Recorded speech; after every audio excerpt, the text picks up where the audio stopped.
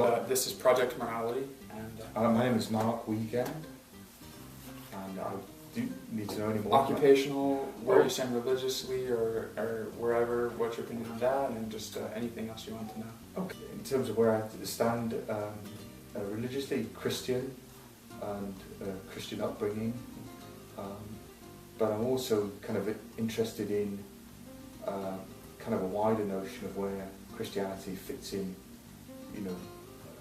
the worldwide. So I sort of try to keep an open mind as well, and try to reference Christianity to not other belief systems. I don't know many other belief systems, but certainly to the way that people act and the way that societies act. Okay. So, in your opinion, what is morality? Well, in my opinion, I think it's, if I'd say, an acknowledgement of like a common experience that we have, or that a group has. And so morality, I think, is defined with reference to a group. And it's just an acknowledgement that there is a common experience that we have. So, when you see something happening to somebody, you can reference it with, oh, well, what if that's happening to me?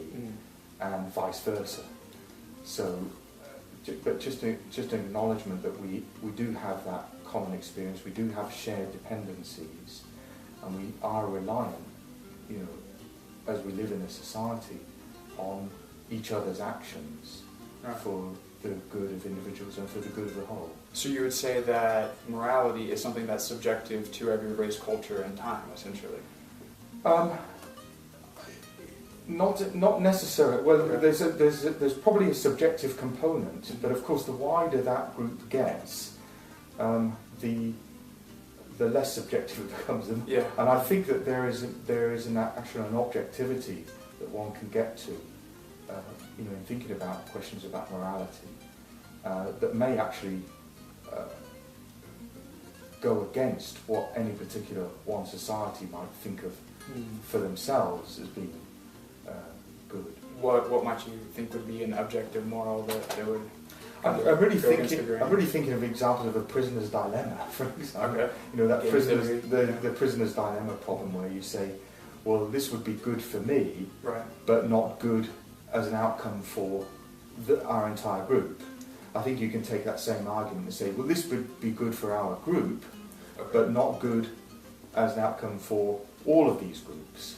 All right. So, you could take a practical example for and say, well, in terms of energy usage, for example, one country might say, well, this use of energy is good for our country, it may not be good for the world.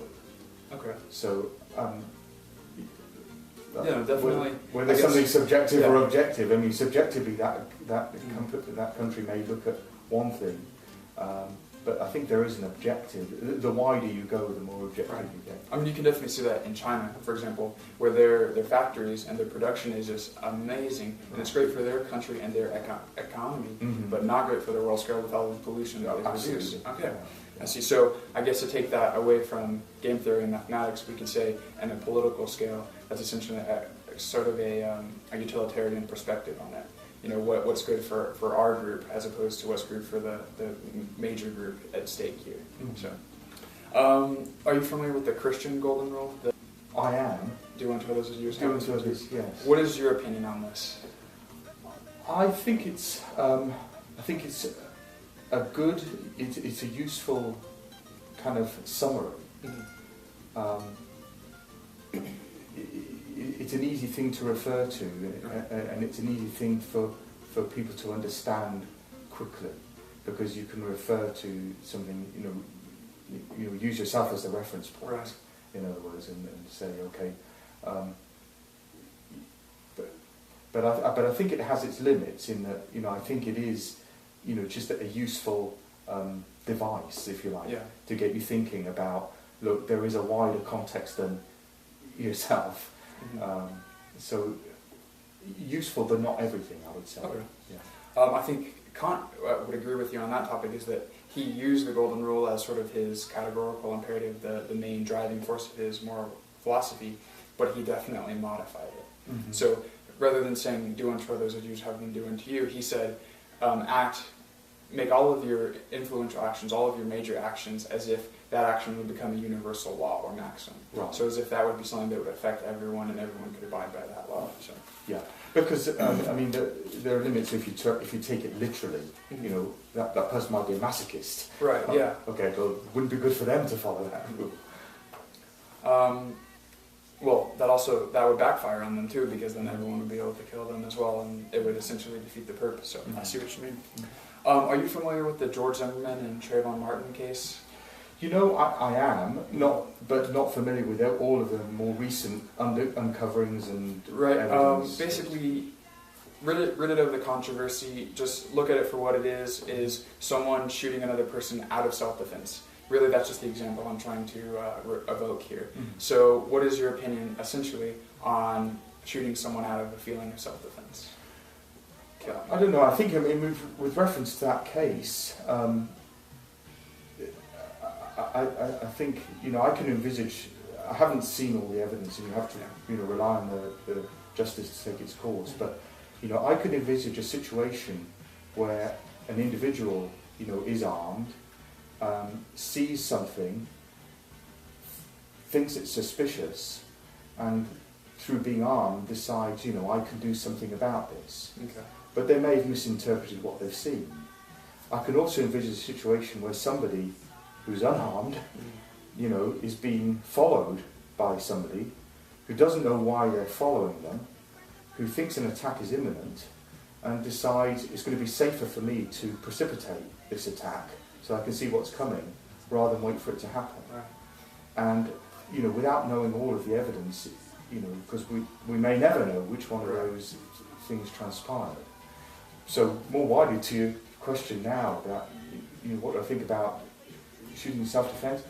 Well, people I think have a right to defend themselves, but they I think it's, I mean, you can use it, with a little imagination, you can see many situations where somebody could quite misinterpret what's happening, and it's too late to ask questions afterwards if they use lethal force. So the degree that somebody has to be convinced that something has gone wrong. I mean, I can relate to you a story from my own past, which Go ahead, yeah. What wasn't anything confrontational like this, but in another situation could have been very dangerous. I had moved to a new location, new town. I was living in a street full of houses that were identical, and I'd been there 2 days. And I came home from work. It was a hot day, and everybody had their front doors open. I walked into the wrong house, 2 doors away from the one in which I lived. All right. And I found myself standing in the middle of the house, and realised, because I wasn't familiar with it, but I realised, oh, this is not where I live. Yeah. And nobody had seen me go in, and I thought, now what am I going to do? If I leave and somebody sees me leaving, are they going to be? So I handled that situation by calling out, introducing myself, explaining what had happened, making sure that somebody knew what had happened. Yes. But what if somebody had been sitting there, armed, saw me coming in, not knowing what was going on, and reacted? When you have a hammer, everything looks like a nail. They would have. Yeah, Sure. exactly. I Sure. see.